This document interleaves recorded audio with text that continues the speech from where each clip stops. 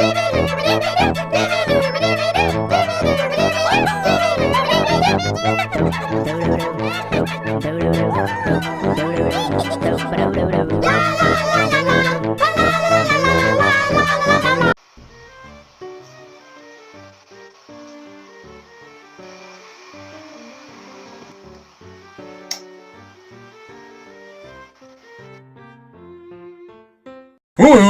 amen.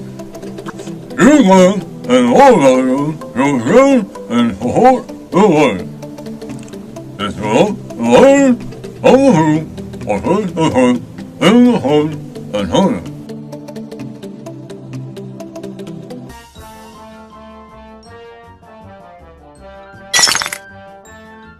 2 hours later.